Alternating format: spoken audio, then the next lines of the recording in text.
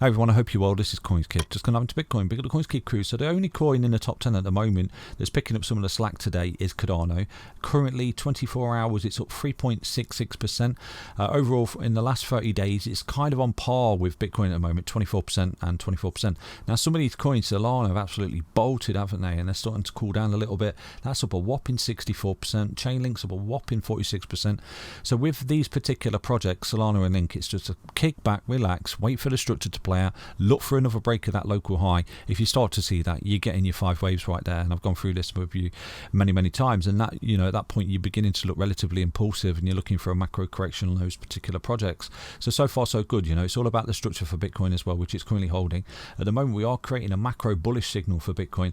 Ethereum is currently still in the mild bull signal.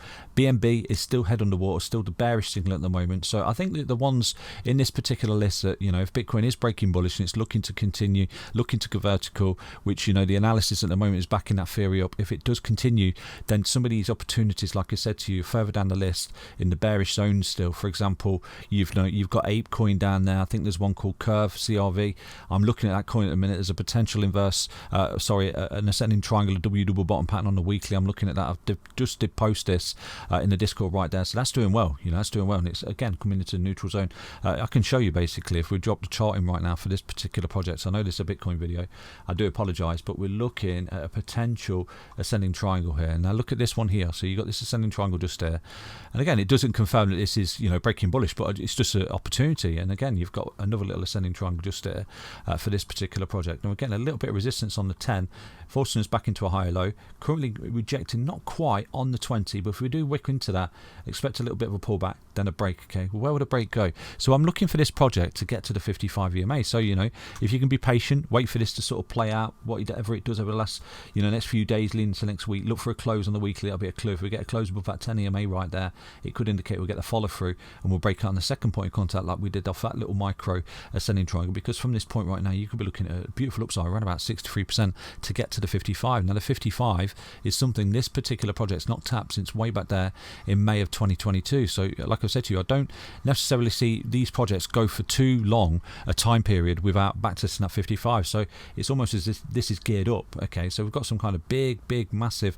potential compression pattern here within itself. So if we do start to break bullish, you can clearly see on this particular project you've got this. Okay, so you start to round out like that. So this is an Adam and Eve bottom, a macro one. So again, this could come up like this, pull back, and then you're creating a massive monster, you know, Adam and Eve bottom, basically ascending triangle and double bottom pattern. So again, be patient. CRV finance could be a nice little pick, because obviously at the moment, you know, this is saying that it's bearish and it's underwater, and these are the opportunities basically in a bull market. You don't want to necessarily be buying Bitcoin because you'll make what 1, 2x or whatever if it goes to wherever it goes to, but you know, your opportunities, like I've always said to you, are further down the list in some of the mid caps and the low caps. They're the opportunities if you can, you know, apply risk management basically. So always try and find these opportunities for you. So yeah, Bitcoin is doing okay, currently down 3.0% in the last 24 hours at the moment. So let's dive into the Bitcoin chart and see what we can see. Okay, so look at Bitcoin on the daily time frame. At the moment we're retracing into the 10 EMA. Now I think if we start to close below that 10 EMA, we've got to entertain a retracement,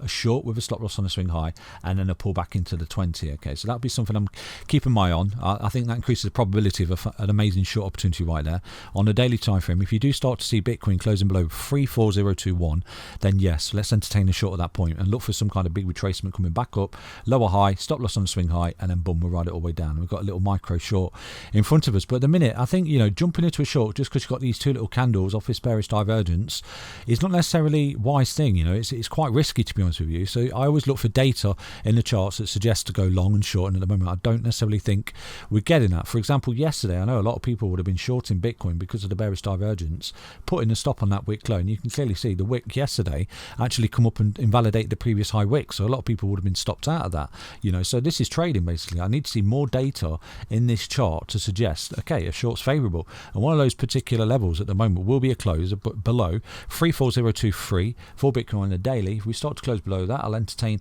a lower high, and then I'll be looking for a short opportunity on the retracement, and then boom, ride it all the way down to the 20. Because like I said to you, if you start taking out these EMAs, you do start to cascade through them.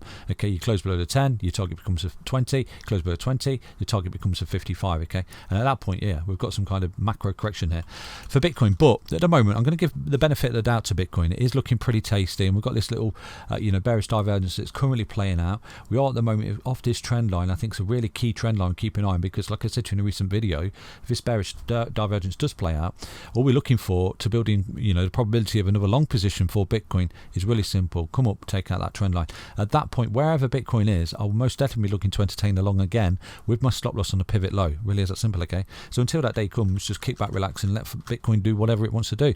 We're not really seeing any major breakdown signals at the moment for Bitcoin, and at the moment we've had a beautiful move, haven't we? And we've got these two candles and everyone's sort of shitting themselves again, but it's retracing. Basically it's retracing to the entire move, and it can afford to come back as low as it likes. So we'll try and ride this whatever it does, but at the minute I think jumping into a short at this point, with your stop loss on its swing high is a little bit risky, because we've seen so many times, I'm going to show you, where Bitcoin does this in a whopping wave 3, comes back and then goes, okay, and everyone's shorting this point just loses money. So again, we need to see more data in this particular chart before we jump into a short position for Bitcoin. Okay, so let me show you right now where this has done this before. So in 2020, this was a monster wave 3. Okay, after a huge break, they got the corona dump way back down there, and we started to break back up above this thick yellow line, and then we started to escape it. Okay, so literally we took out that high in from, I think it was August, wasn't it? Pretty much like the July high that we've just taken out, and then as we start to come up, we started to create all these bearish divergences, and everyone would have been short in every single bearish divergence. But look what happens. You come down to the EMAs, yeah, it's going to zero, boom,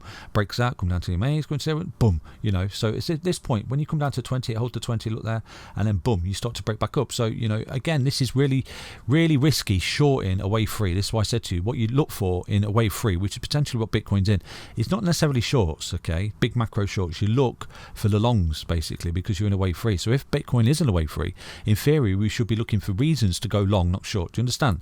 So again, if it breaks down and it invalidates the wave 3, like I said to you, at that point we will look for short opportunities. But at the minute, I think shorting Bitcoin is a little bit risky, to be honest with you, because I've seen this time and time again. So if you take a look at this particular scenario here, when we just broke out that pivot high just there, we're sort of coming up into sideways fashion into the 10 EMA, and what we've got is that high and the lower high, just there on that pivot, rolling into November. Look at that, same time frame. We had that 2-day pullback into the 10 EMA, and then we bolted and continued with the show. And what we've got just there is a daily RSI making a lower high just there, and then we broke that resistance. So that was a telltale sign that at that point, what you should be doing for Bitcoin is looking for the long with your stop loss on the pivot low. I would have been relaying this to you at the time. And the RSI was telling us that Bitcoin was about to break again. And this is the thing with a wave 3. If we are in a wave 3, we should be looking at this kind of price action for Bitcoin, avoiding this thick yellow line for as long as we can before we come into it, because once we start to come into this yellow line, that's your macro move, that's your macro rollover, and your big macro correction right there. So we'll keep an eye going forward, because if Bitcoin is in a wave 3, which it potentially is, and we're at the same time, the time frame in November right there, we've just took out that pivot high, and we're doing exactly what we're doing there. We're creeping up on the 10 looking for support, and everyone's piling to longs, and then it does this. So again, if it's a wave 3, we need to be patient and look for long opportunities, not necessarily short opportunities. Okay, but obviously we break down and then we start to come back up, make lower highs, then we'll entertain the short opportunities. Really simple technical analysis. So in the short term, I remain bullish because of the setups that I'm looking at certain charts. We've got the DXY breaking down as well. We've got the S&P, which is bolted, which is a scenario I was looking at when everyone's getting super bearish on that particular chart. That's absolutely bolted, hasn't it, this week? So it's doing really well. So long may it continue. Like I've said to you, in bull markets for longing, not necessarily for shorting. We will start shorting Bitcoin again and making a lot more money, but at the minute we just need to be looking for long opportunities because Bitcoin's breaking bullish. Hope you enjoyed that update. Stay healthy, stay strong, stay tuned. Take care everyone. Back soon with another update on Bitcoin. Bye bye.